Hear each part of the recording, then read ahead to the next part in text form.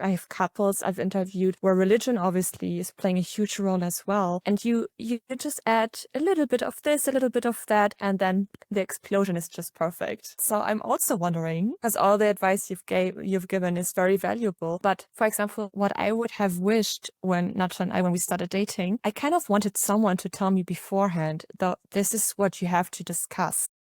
Sit down, here's a list, a checklist, go through it and make sure when to understand your different communication styles, for example, understand your cultural background. So I'm really wondering, is there anything you could offer? Is there anything out of your experience, a little handout, a source, anything like that for couples that are dating interculturally, that just started dating, to make sure that they tackle those topics beforehand already? It's a good question, Tina, because it's about getting to know each other. And with respect to that, it's the same as for any couple. Now, those kind of, especially there are a lot of card plays, card games that you can purchase. Maybe I can send some titles later so that you can mention that somewhere in the podcast. Basically, you just want to indeed get to know each other. So maybe you can even dedicate an evening per week where you just ask questions to each other. Like, hey, how did you grow up? How was it with your parents? What did they do when they were angry with each other? What was the bond in your family? How did you feel safe? Or how did you feel loved? How did your parents express love to each other? Have you ever seen them actually cuddling? I have many clients from Northern Europe who've never seen their parents cuddling, because it's not so much in the culture to express love, to use the love language of touching, intimacy. While Southern cultures, they really like to show their love through touching and hugging. And so absolutely, it's a great idea for couples in general to ask these questions, to get to know each other. Now, I do see that the new generations are more and more conscious, so they have more potential to actually do it and discover each other this way. I would say the times when I was young and I was dating, I did not think about it for sure. So basically what was important for me is patience, like patience, and a ton of patience, and learning to show empathy. So another really important communication tip is show empathy. Whatever your partner is doing, if you see your partner raising the voice and maybe even you feel in yourself that you feel a bit threatened or intimidated, just show empathy. And we don't have to really, really feel with the other, but we can express like, hey, I see you are really angry now. And that way, expressing, creating a bond actually between each other by appreciating, by acknowledging what the other feels. Showing empathy is number one, maybe even most important communication tip for cross-cultural relationships. And again, it doesn't mean that we have to exactly agree with what the other does or that we have to suppress what we feel. We don't have to do that. It's just sometimes even just repeating the words the other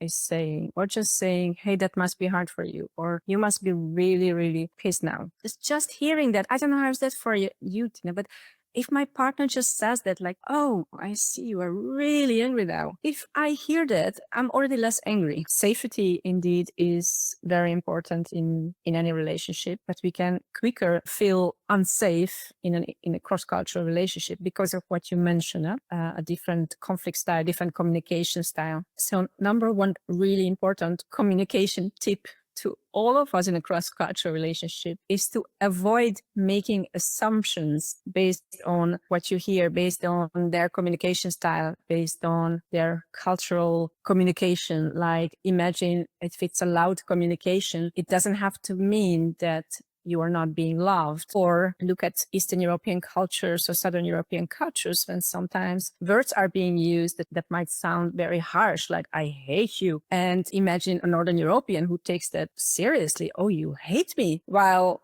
for the Eastern European culture, that's just showing the passion. I actually love you, but I say I hate you. And the Northern European will make the assumption that, okay, she's expressing she hates me. Maybe she wants a divorce, or maybe she wants to break up. So important is to be patient and not make these assumptions. Number two communication tip is in these cases to ask clarifying questions to avoid these misunderstandings. Clarify the meanings. What do you mean with I hate you? Do you really hate me as a person? Do you hate me every day? What do you mean with hating me? Because to me, hate is a very strong word as well. Yeah. That would trigger a lot as well. Definitely. That's almost, to me, it's almost an insult, to be honest. I feel that, yeah. But I'm wondering if you're in such a conversation, because usually a disagreement or a discussion can heat up very easily if you address a topic that might trigger the other person, for example, a sensitive topic, for example, or if you just sometimes you're just also in a bad mood, you're not waking up every day and you're just like, oh, today everything is sunshine and I am the best version of myself. Sometimes you're just in a bad mood and your partner has to handle that. It is what it is. I know that we've all been there. And then, those are days where your communication might just not be on top and you feel like, I want to address this. I just don't know how. And then you start addressing it and you realize, okay, we are basically getting to a point of no return anymore. So if you reach the point where communication is just heating up, what is your advice? What should you do in that moment as a couple? Because sometimes it's just difficult to center and to remind yourself, okay, this is not leading anywhere. Let's just step back. Is there, out of your experience, out of all the conversations you had with couples, can you recommend anything you could do to make sure that you're not stepping to a point where you might regret, for example, anything you're saying? Yeah, I understand, what you say. You talk about de-escalation, right? Also, first, I would like to also mention that actually what is really cool about cross-cultural relationships is that because they trigger each other more, they also learn a more effective way of communication and they work more on their relationships. Also, because of they put so much effort into learning to communicate, even if it's just the language, and on top of that, the communication style or the cultural differences, they put so much effort into the relationship that the appreciation for each other is even bigger. So it creates a stronger bond. So to not just see the communication problems as problems, but actually also opportunities for cross-cultural couples who have the opportunity to create a deeper understanding for each other and a deeper bond.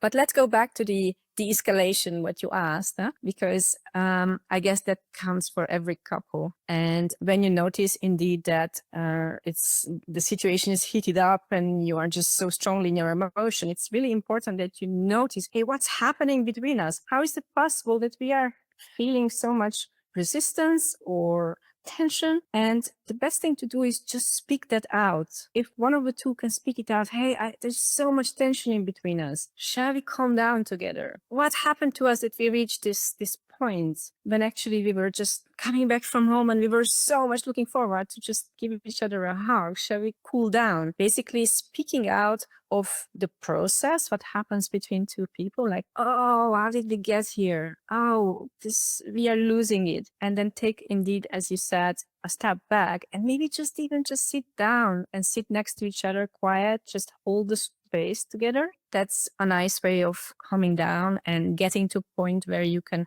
clarify the meanings and talk about the assumptions or the expectations, why things went wrong. Also, actually, my favorite tool for every cross-cultural couples is humor. Like, be able to laugh about it. And of course, that's a bit hard when you are so heated. But if you can realize, like, oh, what are we doing? Like, are we this passionate couple being so angry at each other? Maybe we can just make a joke. And a joke can be an icebreaker that can also de-escalate the situation.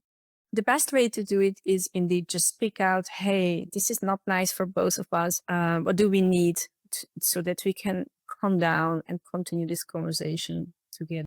Yeah, it's not easy. Speaking out of experience. Yeah.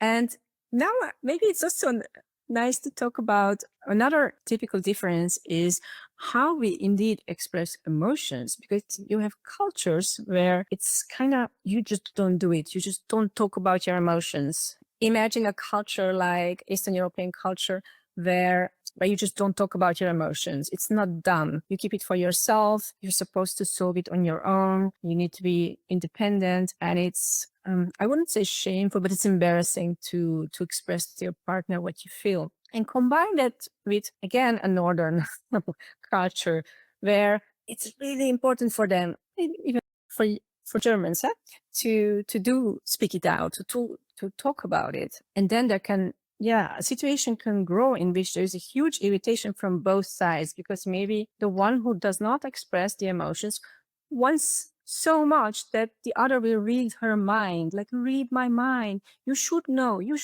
what I feel. And that's her expectation based on how a relationship would be maybe with someone from the same culture. And the other person is like, but I cannot read minds. I learned that if there is something, we have to talk about it. So you need to talk about it. So there is so much irritation that can exist because there is this cultural clash of actually being able to express our emotions or not. Do you recognize some of that? Yeah. Yeah. All of it. I like here, me, that's me too.